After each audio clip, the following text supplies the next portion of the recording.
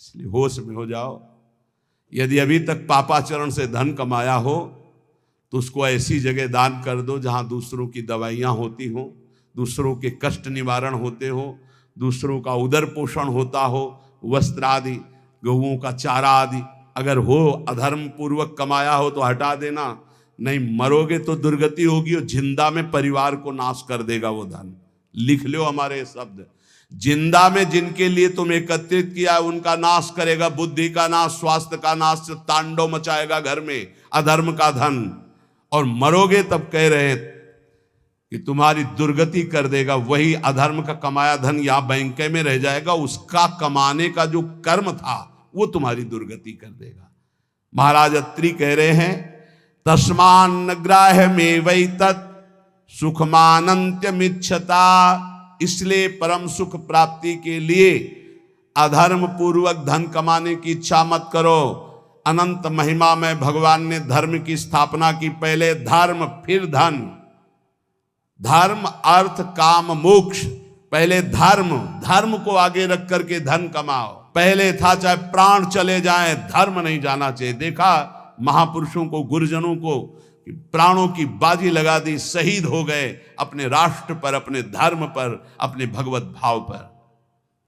परः पराणाम पुरुषो यस्य तुष्टो जनार्दनः सा प्राप्नोत्यक्षयम् स्थानमेतत् सत्यम मयोदितम्। इस माया से परे परमात्मा है, वह परम पुरुष जनार्दन श्री कृष्ण जिस कार्य से, जिससे संतुष्ट हो गया वही परम सुखी, वही परम धनवान, वही अक्षय पद को प्राप्त करता है। मैं सत्य सत्य सत्य कहता हूं। इसलिए मानव जीवन प्राप्त करके धर्म का आचरण करो। धर्म के द्वारा संपादित किया हुआ तुम्हारा जीवन, जितने भी कर्म, वो तुम्हें महासुख प्रदान करेंगे। ना गुणान गुणिनो हंति स्तौति मंद गुणानपि नान्य दोषेषु रमते सानसूया प्रकीर्तिताः। जब कभी किसी गुणी की तुम्हारे सामने प्रशंसा होने लगे तो खंडन मत करना, किसी के गुणों का खंडन मत करो। और जब किसी के दोषों की चर्चा होने लगे तो कान में अंगुली डाल के वहां से चले जाओ। जब किसी की महिमा गाई जा रही हो तो आनंदित होकर सुनो, भगवान की विभूति है जिसका वर्णन हो रहा है। लेकिन जब किसी की निंदा की जा रही हो तो कान में अंगुली डाल के उस सभा से निकल जाओ, क्योंकि सभा में जो जो बैठा होगा उसको सबको पाप लगेगा। द्रौपदी जी को निर्वस्त्र करने का आदेश दुर्योधन ने दिया, उठ के चले जाना चाहिए। भीष्म जी को, द्रोणाचार्य जी को, अश्वत्थामा जी को, इन बड़े बड़े महापुरुषों को नहीं गए ना, नहीं रोका ना। कुछ भी हो, अगर भीष्म जी खड़े हो जाते तो किसी की ताकत थी बोले, परिणाम क्या हुआ? भगवान ने सबको मार के गिरवा दिया, सबको दंड भोगना पड़ा। जिस सभा में शास्त्र निंदा हो रही हो, संत निंदा हो रही हो, भगवत भक्त निंदा हो रही, धर्म की निंदा हो रही हो, आपकी सामर्थ्य तो उसकी जबान बंद कर दो, नहीं तो कान में अंगुली डालो, उठ के चले जाओ। उत्तम बात यही, कान में अंगुली डालो, उठ के चले जाओ, क्योंकि सामर्थ्य की बात कानून विरुद्ध हो जाएगी। कुछ भी करना कानून के विरुद्ध होगा। परस्मिन् बंधु वर्गे वा मित्रे द्वेषे रिपौ तथा आपन्ने रक्षितव्यम तु दयैषा परिकीर्तिताः। चाहे कोई पराया, चाहे कोई अपना हो, चाहे भाई हो, चाहे दुश्मन हो, यदि आप भक्त हैं तो आपका व्यवहार राग और वैर से रहित होना चाहिए। भाई के प्रति राग नहीं और दुश्मन के प्रति वैर नहीं। अगर भारी विपत्ति में भाई फंस जाए तो हम कैसे करेंगे? उसकी दुख निवृत्ति। ऐसे अगर दुश्मन भी फंस जाए तो हम उसकी दुख निवृत्ति का कार्य करेंगे। दुश्मन है, वो हमें गाली देता है, अपमानित करता है, हमारा बुरा चाहता है, लेकिन हम उसका मंगल चाहेंगे, बोले उसे भक्त कहते हैं। उसे कहते हैं वो राग द्वेष रहित भगवान का भक्त जो दयावान है। आन संशम क्षमा सत्य महिंसा दान मार्जवम प्रीति प्रसादो माधुर्यम मार्दवम च यमादस।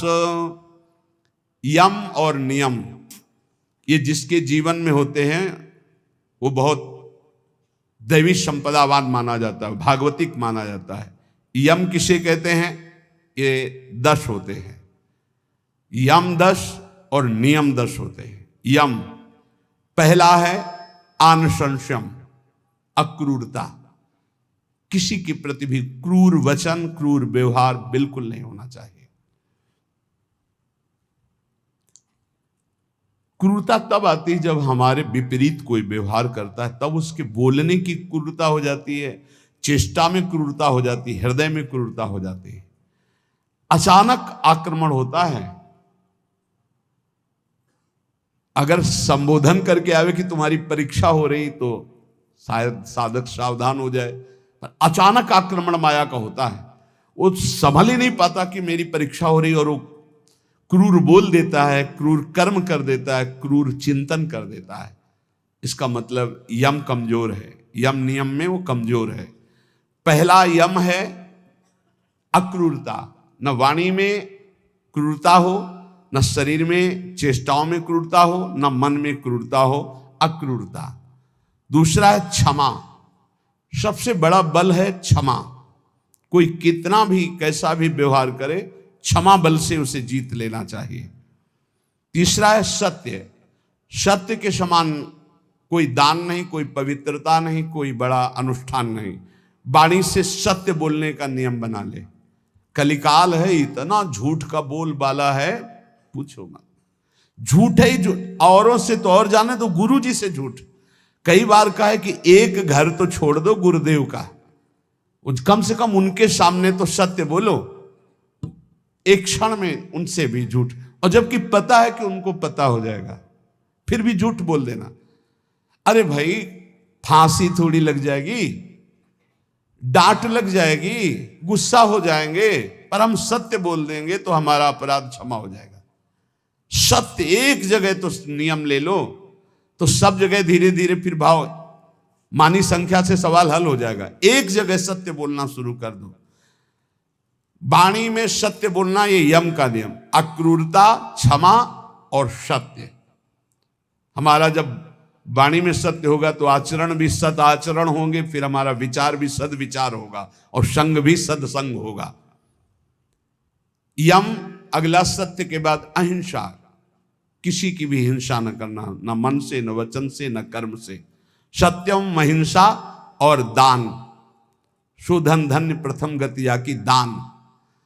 बस दान का तात्पर्य इतना ही समझ लो, अहंकार रहित त्वदीयम वस्तु गोविंदम तुभ्यमेव समर्पये। हे प्रभु, आपके द्वारा दी हुई वस्तु, तो ये परिवार से थोड़ा, हमारे परिवार भर के लिए इतना प्रयोग हो गया, 10 रुपया बढ़े, बस ऐसा।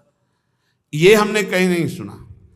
गरीब आदमी अगर एक बछिया दान करता है तो एक राजा 1 करोड़ गाय दान करे स्वर्णिम आभूषणों से अलंकृत करके, तो उस गरीब आदमी की बछिया के बराबर नहीं होगा। ध्यान रखना, जो गरीब होकर के दान करता है उसका विशेष महत्व होता है।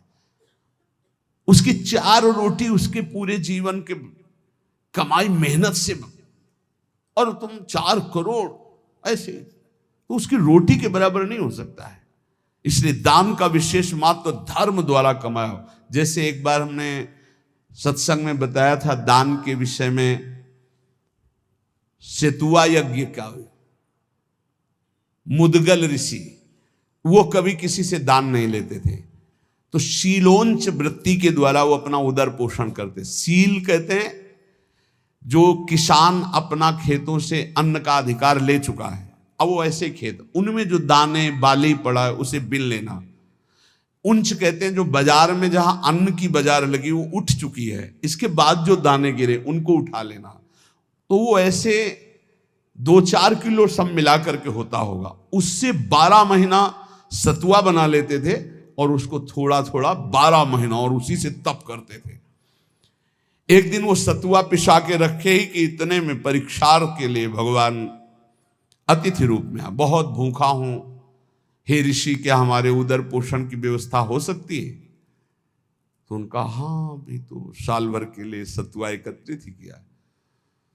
वो परोसते गए, वो पाते गए, और पूरा साल भर के लिए जो एकत्रित किया था वो सब सतुआ पा गए। चाट चाट के पा लिया कुछ, तो उनका भगवान पूरे साल की व्यवस्था इतनी, जब इसके आगे तो है ही नहीं। तो उनका चलो हम छक भी गए हैं बहुत, और डकार ली और चले। तो एक नेवला वहां से निकला, तो जो 2-4 दाने सतुआ के गिरे थे वो उसके शरीर में छू गए तो स्वर्णिम हो गया, आधा स्वर्ण का। बड़ा उसको चमत्कार मिला। तो जब सुना महाराज युधिष्ठिर की राजसूय यज्ञ हो रही, इतनी बड़ी ब्रह्मा शंकर आदि बड़े बड़े महापुरुष, स्वयं भगवान सच्चिदानंद श्री कृष्ण द्वैपायन व्यासदेव जी सब विराज, तो नेवला पूरी पंगतों में लौटता हुआ घूमता, कहीं स्वर्ण का नहीं हुआ। तो भगवान श्री कृष्ण के पास से निकलकर महाराज युधिष्ठिर वहीं बैठे थे। कहा महाराज तुम्हारी यज्ञ मुद्गल ऋषि की सतुआ यज्ञ के बराबर भी नहीं है। तो भगवान श्री कृष्ण ने कहा ऐसा क्यों कह रहे हो? आज तक किसी चक्रवर्ती सम्राट ने ऐसी यज्ञ नहीं की जिसमें स्वयं मैं विराजमान हूं और सब मेरी विभूतियां विराजमान है और सब शास्त्रीय पद्धति से हो रही। तुम ऐसी निंदा क्यों कर रहे हो महाराज राजसूय यज्ञ की युधिष्ठिर की? तब उन्होंने पूरी कथा सुनाई कि सतुआ यज्ञ वाली। बोले महाराज मैं पूरा लौट के देख लिया है कि रुआ भी सोने का ले हुआ, तो हुआ ना आपकी यज्ञ उनसे छोटी? तो भगवान ने कहा हां, मुद्गल ऋषि की सतुआ यज्ञ के बराबर तो राजसूय यज्ञ नहीं। क्यों? वो अकिंचन, प्रतिग्रह रहित।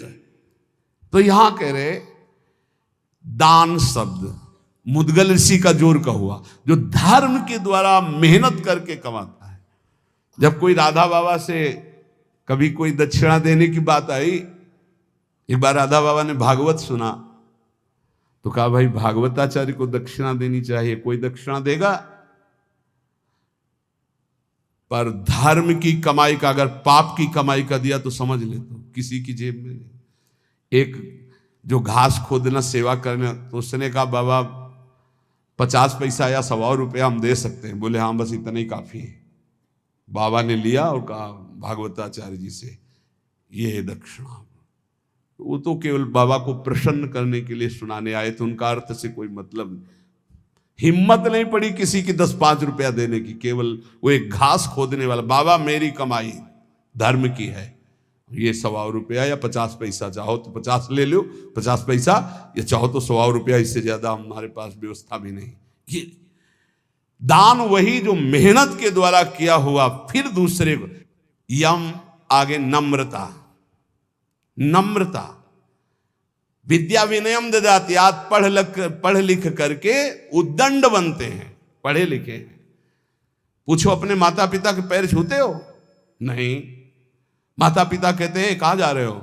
बोले आप अपना देखो, हम स्वतंत्र हैं, हमारा जीवन अपने, हम जो कर रहे हैं वो तुम्हारा अधिकार नहीं। ये है विद्या, ये है विनयम ददाति, ये है विनय। कठोर शब्द बोल रहे हैं माता पिता को, उद्दंडता पूर्वक व्यवहार कर रहे हैं, गुरु का उपहास कर रहे हैं, टीचर का उपहास कर रहे हैं। बच्चों को देखो ना, टीचर का उपहास कर रहे हैं। नम्रता विद्या से आती है, विद्या विनयम ददाति। पढ़ना लिखना ये तभी सार्थक है जब विनय आ जाए। उल्टा हो रहा है, जितना विद्या घमंड बढ़ता चला जा रहा है, अहंकार बढ़ता चला। विद्या रूप महत्व कुल धन जौवन अभिमान, कुछ नहीं मिला, कोई विद्या नहीं। जो जितना विवेकवान, जितना विद्यावान उतना विनयी पाया गया, घमंडी नहीं पाया गया। या उल्टा होता है। क्यों उल्टा होता है? क्योंकि गुरुजनों के चरणों में बैठकर विद्या नहीं ली गई है। इसीलिए पहले गुरुकुलों में भेजा था महापुरुषों के समीप के, वहां विद्या विनय प्रदान करती थी। रजोगुण रहित जीवन, ऋषियों के समुदाय में एक भागवतिक वातावरण है। नम्रता, फिर है सबसे प्रीति, सब जीवन सुप्रीति रीति निभाता अपनी, सबसे प्रेम का व्यवहार, लेकिन निष्काम, किसी से कोई कामना नहीं। फिर यम में आता है प्रसन्नता, संतुष्टायन के, हर स्थिति में तुम्हारा मन प्रसन्न होना चाहिए। फिर मधुर वाणी, जब बोलो हंस बोले बहु मान दे, परुख वचन कबहु न कहाए। और कोमलता, हृदय बड़ा कोमल होना चाहिए। ये 10 लक्षण यम कहलाते हैं। कहा जाता है ना, यम नियमों का पालन करने से ही भगवत प्राप्ति होती है। तो अक्रूरता, क्षमा, सत्य, अहिंसा, दान, नम्रता, प्रीति, प्रसन्नता, मधुरवाणी, कोमलता, ये 10 यम हैं और ये 10 नियम हैं। शरीर की पवित्रता, वस्त्र की पवित्रता और मन की पवित्रता, तीनों पवित्र होने चाहिए। बिल्कुल ऐसे पशुता हो रहे, हाथ कोई धो ले तो बड़ी बात है, पहले जल लेके साधु लंगोटा सोटा कमंडल, ये बिल्कुल अब इतना वीआईपी है कि कमंडल रखना बेइज्जती की बात हो जाएगी ना। बाबा जी कमंडल कैसे, कमंडल है, डंडा है, बंधा लंगोटा, काछ वाछ मन निश्चल राखे, धन धन जननी तेरी। रास्ते में लघु शंका लगी तो कैसे हो गए? आचमन करना है, मूत्रेंद्री का प्रक्षालन करके, हस्त प्रक्षालन करके, आचमन करके, तप है पवित्रता का। ऐसे पूरा शुद्ध वातावरण, शरीर पवित्र, वस्त्र पवित्र, मन पवित्र। नियम, सबसे पहला नियम पवित्रता, शरीर पवित्र, वस्त्र पवित्र, विचार पवित्र, कितना बढ़िया जीवन होता। दूसरा नियम में है यज्ञ, तो यज्ञानाम जप यज्ञ, उसमें सबसे बड़ी यज्ञ है जप यज्ञ। राधा राधा राधा, नियम ले लो जप यज्ञ का। नियम में तीसरा है तप, अपने धर्म का पालन करते हुए जो आपको कष्ट मिलता है उसको सहना तपस्या कहते हैं। जैसे आप प्रातःकालीन वेला में, प्रातःकालीन क्या, अर्धरात्रि वेला में जगते हैं। प्रातःकाल तो 4 बजे से होता है, यहाँ तो अखंड कीर्तन ही चलता रहता है, पर रोड में हम जब 2 सवा 2 बजे उतरते हैं तो 10-20 हजार लोग खड़े होते हैं और सब साधक जन सेवा में रहते हैं। तो इसका मतलब 1 बजे जगे होंगे, तब तो वहाँ सेवा में पहुँचे। और वो लोग तो हो सकता है कोई 12 बजे से खड़ा हो, कोई 11 बजे से, कोई 1 बजे से। अब जो नींद नहीं लिया, जो कष्ट से, इसे तपस्या के, इससे पाप क्षीण होते हैं, इससे बहुत लाभ प्राप्त होता है। ये बाहरी तपस्या है। समय से स्नान करना, चाहे गर्मी हो चाहे सर्दी हो, समय से अपनी दिनचर्या में आना, चाहे जितना कष्ट हो, ये बाह्य तपस्या में होता है। भोजन आदि ना मिल पाना, फिर भी अपनी दिनचर्या करना। और आंतरिक तपस्या मानी जाती काम क्रोध लोभ आदि को सहना, इनको सहना आंतरिक तपस्या के। इन तपस्याओं के अलावा और भी बहुत सी तपस्याओं का वर्णन, पर वो खास बात नहीं। आए हुए वेग को सह जाए सो महात्मा, काम के वेग को, क्रोध के, लोभ के, मोह के वेग को जो सह जाए, ये सबसे बड़ी तपस्या। नियम पवित्रता, नियम जप, नियम तप, कष्ट सहने का स्वभाव, नियम दूसरों को सुख देने का स्वभाव। आओ बैठो बैठो, मृदु भाषण। आप जल पिएंगे? अच्छा, श्री जी का कुछ भोग लगा, आप थोड़ा प्रसाद पा लीजिए। मृदु व्यवहार, सरल व्यवहार। स्वाध्याय नियम, आपका नियम होना चाहिए स्वाध्याय का। ये नियम के अंतर्गत आते, स्वाध्याय नियम पूर्वक। और नियम जनेन्द्री का निग्रह अर्थात ब्रह्मचर्य। नियम में ब्रह्मचर्य व्रत बहुत जोर की बात। गृहस्थ है तो संयम पूर्वक विरक्त है, जनेन्द्री का संयम ब्रह्मचर्य। और मौन व्रत, वाणी का मौन व्रत, ये नियम। और अल्पाहार का नियम या उपवास का नियम, बहुत बड़ा भजन में इसका प्रभाव पड़ता है। आपका अधिक भोजन पाने से जो भजन में शक्ति लगनी चाहिए वो भोजन पचाने में लगती, इसलिए भजन में रुचि नहीं होगी, ध्यान रखना।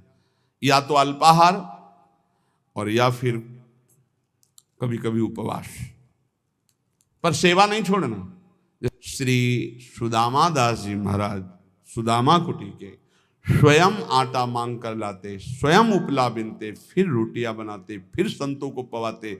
उनकी मेहनत ऐसा रंग लाई कि तब से लेके आज तक शास्त्रों संतों की सेवा ऐसे होती रहती है। अपरिचित कोई भी संत जाए, पाए और बना रहे। बारंडा बड़े बड़े बने, आसन लगाए, 10-5 दिन खाए पिए पड़ा रहे। आज भी वो सेवा चल रही। संत सेवा अगर मिल जाए, परोसना है, पत्तल उठाना है, पोछा लगा, ये अहोभाग्य समझा जाए। इसको ऐसा ना समझा जाए कि एकांत में बैठकर भजन करना ज्यादा अच्छा है, लेकिन इनके बीच नहीं। मन की गति को संभाल पाना बहुत कठिन है। आज एकांत के लिए, भजन के लिए कर रहा है, कल एकांत के लिए, भोग के लिए कहेगा। इसका कोई विश्वास नहीं। गुरु प्रदत्त दिनचर्या को कभी न तोड़ा जाए, और 10 वर्ष एक ही दिनचर्या चलाई जाए, मन शांत हो जाएगा, अपने आप देख लेना। ये नियम है। अल्पाहार नियम बना लो अल्पाहार का। एक साधु की, साधक की दिनचर्या भोजन की होनी चाहिए। इतनी रोटी, इतना चावल, इतनी सब्जी, इतना दाल, वो नियम है, उतना ही पाना है। कुछ भी हो, अच्छे से अच्छा पदार्थ हो, एक नियमावली भोजन की होनी चाहिए। और स्नान 3 बार, ब्रह्मचारी 3 बार स्नान होना ही चाहिए। 24 घंटे में 3 बार स्नान। वो शरीर सुख के लिए नहीं, जैसे अब सोने जा रहे हैं तो कोई स्नान करते हैं, नहीं, कदापि नहीं, दिनचर्या के विरुद्ध नहीं। एक प्रातः जो अभी 1:30-2 बजे हुआ, और एक पुनः अगर आपका दिनचर्या का क्रम में 8 बजे, 9 बजे, 10 बजे जैसे स्नान का हो, फिर एक सायं 4 बजे, 5 बजे, बस। अपने का तो 2-3 घंटे बाद ही पुनः स्नान होता है, फिर सायं होता है। 3 स्नान जीवन हो गए, 3 स्नान जीवन। अगर कहीं पेट खराब हो गया तो जय बार फिर अर्ध स्नान करना ही करना है। ये 10 नियम और 10 यम ये साधक के जीवन में होने ही चाहिए।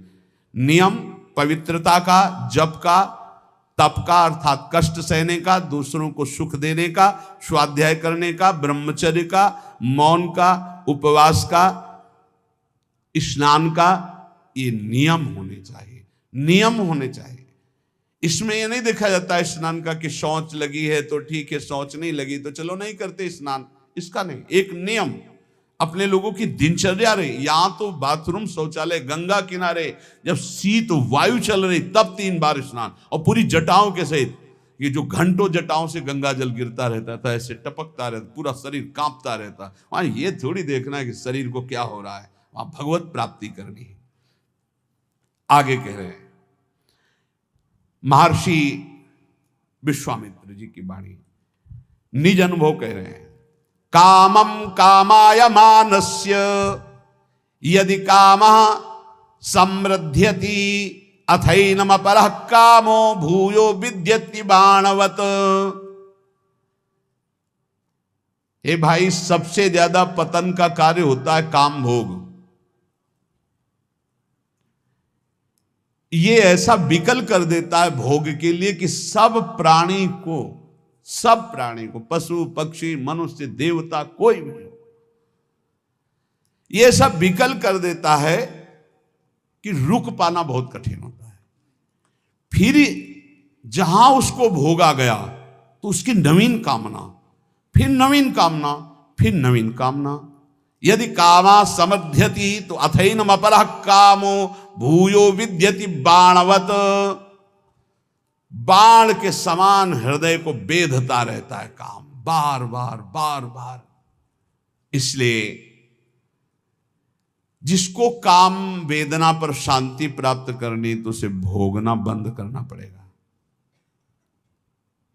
जैसे कुम्हार अपनी मटकी को खूब ठोक बजा के देख लेता है कहीं से फूटी तो नहीं, तब बाजार में रखता है, ऐसे ही भगवान और गुरुजन ठोक बजा के देख लेते हैं बिल्कुल पक्का, तो जा, अब जा, तुझे माया त्रिभुवन में त्रिकाल में भी कभी परास्त नहीं कर सकती। देखो एक चीज ध्यान रखना, गुरुजनों की आंतरिक वृत्ति को पहचानना चाहिए, इनकी इच्छा क्या है। गुरुजनों की इच्छा को समझो। जैसे भगवान नाना प्रकार की भोग सामग्री सामने भेजेंगे तो आप सोचो कि भगवान के द्वारा ही तो भेजी हुई, नहीं। आपको देखना है भगवान की इच्छा क्या है, तो गीता पढ़िए, गीता जी में भगवान आप बोल रहे हैं ऐसा करो ऐसा ना करो। ऐसे गुरुजन जब बोलते हैं तो उनकी बात पकड़ो, इसके बाद वही सामग्री आपको देंगे, ये लो ये लो ये लो, तो आपको पकड़ना नहीं। आपने कहा था नहीं नहीं आप लीजिए खाइए, आप कह तो रहे लेकिन आपने कहा था कि नहीं खाना है, तो हम ही कह रहे हैं खाइए ना। हमें लगता है आपने कहा था कि नहीं खाना तो हमें नहीं खाना चाहिए, तो देख लो फिर तुम जैसा। अंदर अंदर वो खुश हो रहे हैं शाबाश शाबाश, निकल जा निकल जा। नहीं, मान लो आप खा लीजिए ना। महाराज जी हमारा, आपने कहा था नहीं खाना चाहिए, वो बहुत सुंदर चल रहा है। चलो भाई ठीक है। उस समय सोचिएगा नहीं कि नाराज हो रहे हैं, पक्की मानिएगा। ये सिर्फ आपको ठोक बजा कर देखा जा रहा है। बहुत खुश है वो इस बात से कि आपने संसार के विषयों का त्याग भगवान के लिए किया। सच्ची मानिए, हृदय से आशीर्वाद होता है, हृदय से आह्लाद। बाहर से ऐसे हम भले कैसे हैं यार, हम ही तो कह रहे थे खा लेते ना।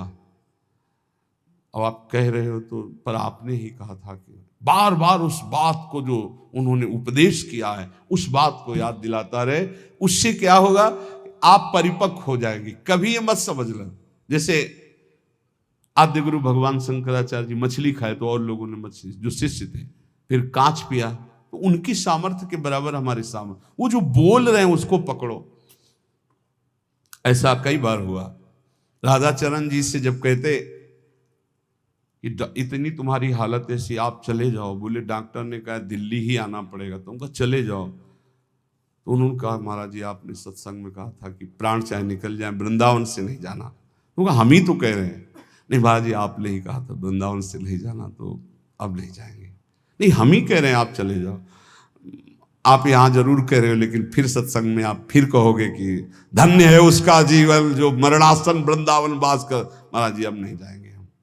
देख लो भाई, रोग भी वो जो सड़न हुई थी अपने आप ठीक हो गई, और इस समय श्री जी की सेवा में है।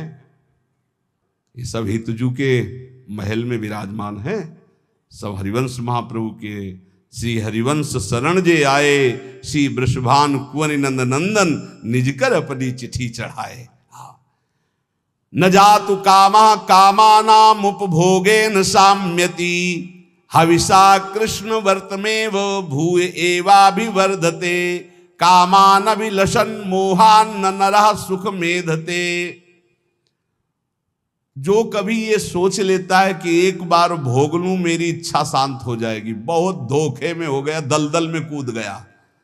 अब जैसे आग में घी डाल दे तो प्रज्वलित हो जाती। जे ही भोग की कामना से भोग मिला, वो आग पैदा हो गई कि वो भ्रष्ट होता चला जाएगा। इसलिए उपासक को चाहिए कि जब सैकड़ों बार भोग के रोकेगा तो सैकड़ों दिन रोना पड़ेगा, तब जाके कहीं ठीक हो गए। उसका पाप भी बन गया, उसका अभ्यास बन गया, उसका स्वाद मिल गया, बहुत समय लगेगा। और पहली बार में ही यदि रोक लिया तो ऐसे चट से निकल जाओगे। इसलिए भोग की आकांक्षा उत्पन्न होने पर उपासक को पहली वृत्ति में ही रोक लेना चाहिए। ये ना सोचे कि भोग भोगने के बाद शांति मिल जाएगी। नहीं, ऐसे दलदल में फंस जाओगे, फिर निकलना मुश्किल हो जाएगा। इसलिए सत्य नार कहा प्रतपति, सत्य तिष्ठति मेदिनी। तुम सत्य नियम धारण करो, सत्य बोलो, सत्य आचरण करो। सत्य के प्रताप से सूर्य तेजस्वी है, सत्य के प्रताप से पृथ्वी जल में नहीं डूब रही। सत्य सबसे बड़ा धर्म है, सत्य बोलने के बराबर कोई पुण्य नहीं है। सत्यवान चाहे तो स्वर्ग लोक जाए, चाहे ब्रह्म लोक जाए, जो चाहे वहां जा सकता है, जो चाहे कर सकता है। 1000 अश्वमेध एक आदमी करने वाला और एक आदमी केवल सत्य बोलने वाला तराजू पे तोला जाए तो सत्य बोलने वाला अधिक पुण्यशाली पाया जाएगा। आप देख लीजिए, अश्वमेध सहस्त्रम च सत्यम च तुलया धृतम, अश्वमेध सहस्त्राधि सत्यमेव विशिष्यते। एक आदमी केवल सत्य बोलता है और एक आदमी 1000 अश्वमेध यज्ञ करता है, तो तराजू पे तौला जाए तो सत्य बोलने वाला श्रेष्ठ पाया। मतलब सत्य से बढ़कर कोई यज्ञ नहीं, कोई दान नहीं, कोई तपस्या नहीं, कोई पुण्य नहीं। इसलिए सत्य का ही वचन पूर्वक बोलना, सत्य का ही चिंतन करना, सत्य का ही आचरण करना, तो सच्चिदानंद रूपाय प्रभु श्री कृष्ण की निश्चित प्राप्ति हो जाएगी। खूब नाम जप करो, जो सत्संग सुना उसका मनन करो, गंदे आचरणों का त्याग करने का नित्य प्रति उत्साह रखो। भगवान सबको बल प्रदान करेंगे और इसी जन्म में हम सब भगवत प्राप्ति करें। श्री राधा वल्लभ लाल की।